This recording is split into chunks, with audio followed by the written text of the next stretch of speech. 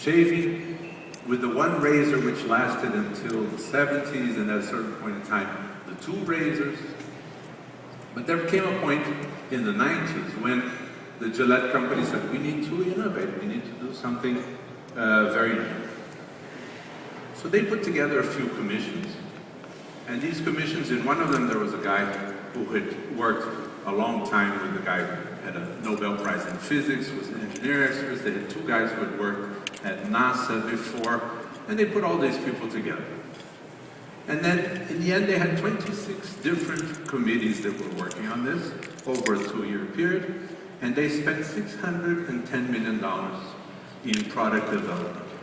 And after $610 million, and these 26 commissions, and all of this time, they put another blade between the two.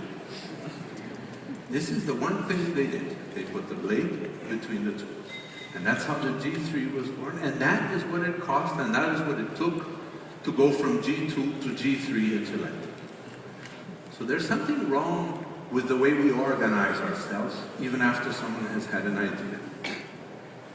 These organizations, and they're worth the same issues when we think about high-tech itself. When you think that in 1984 or 5, you had Bill Gates and a couple of his dorm mates dropping out of college and setting up a garage system in which a major change, which has affected everybody's life here, took place. So he created a window to the world, a way to browse the entire world. At one point they asked me to go and talk to people at Microsoft near Seattle.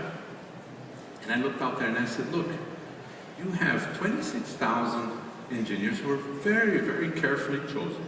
They were recruited very well, went through a lot of tests to get here, were promised a lot of money, made a lot of money in many cases, and these 26,000 people have been here for 25, 26 years, and the only thing you've managed to do is to change the color of the icons.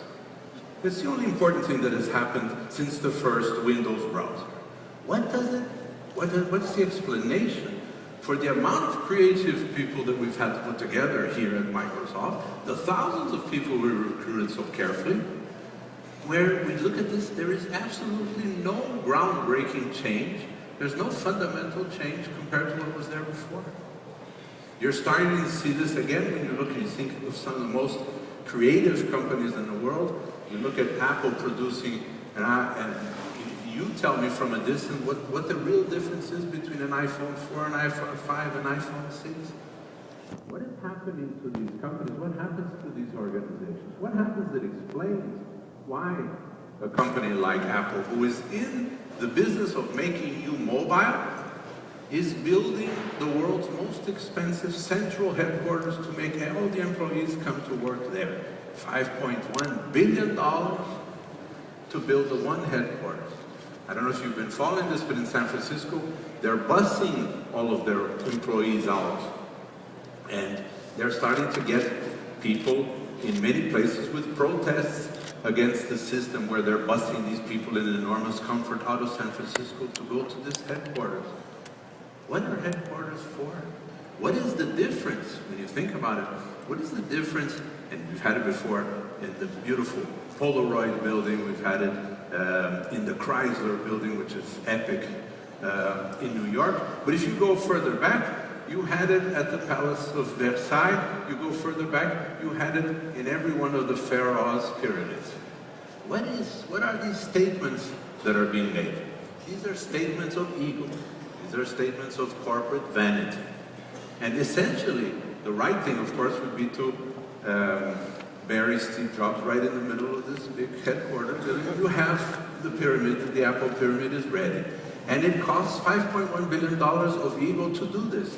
But something is wrong with the organization. Something is wrong with the process in which you're, at this point, trying to make everyone in the world mobile except your employees.